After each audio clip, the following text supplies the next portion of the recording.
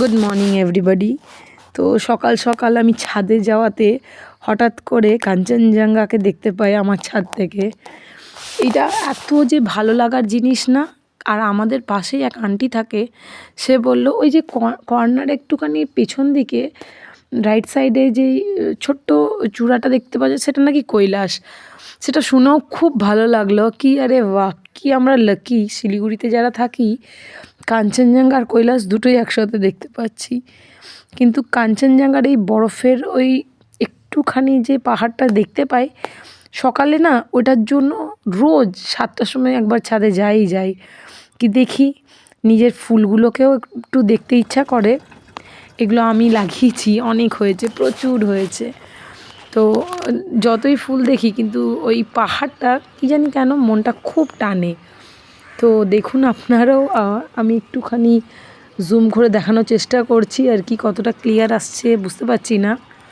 তো আমার খুব ভাল লাগে সকাল সকাল গিয়ে যখন সূর্য ঝকমক করে বা ওয়েদার যখন ক্লিয়ার থাকে, আমরা পরিষ্কার কিন্তু শিলিগুড়ি হাকিমপাড়াতে বসে এই নাজারাটা দেখতে পাই। তো এটা দারুণ একটা ভালো লাগার জিনিস আমার কাছে। কাঞ্চনজঙ্ঘাটা দেখতে পাই, এত সুন্দর লাগে।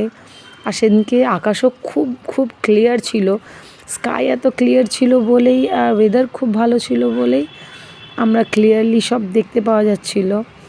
আর কিছু আমার পাড়ার গ্রিনারিজ দেখাচ্ছি আপনাদেরকে আজকে।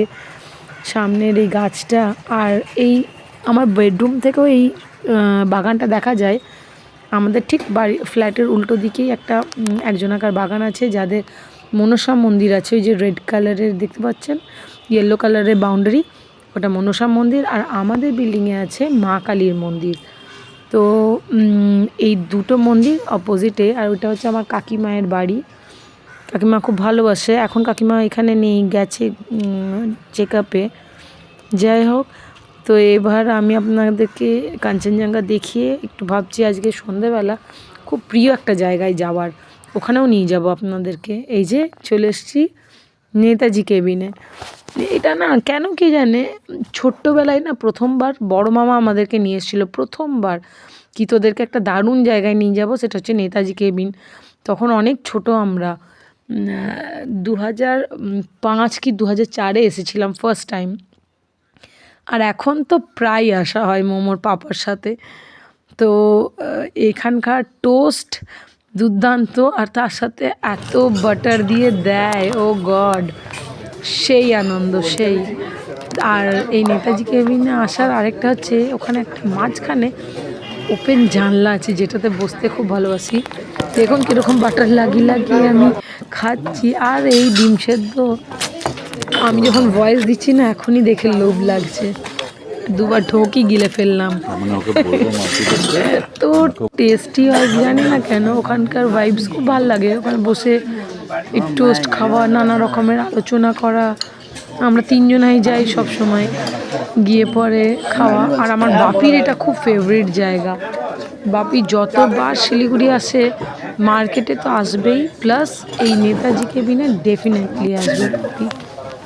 আর এখানকার মোমোকে এখন দেখাচ্ছি, ওর বাবা নিজের ফেস দেখাতে চাইছে না, ওদের অনেক কিছু ডিসকাশন চলছে। এখানে দেখুন ওদের খুব ছোট্ট একটা কোজি মানে রেস্টুরেন্টও বলবো না, নেতাজি কেবিনটা। ওই মাঝখানের সিটটাতে বসার খুব ইচ্ছা থাকে, আর এই কাঠের সিঁড়ি, আর একদম খুবই কোজি। এই যে আমার লাল চা চলে এসছে উইদাউট সুগার।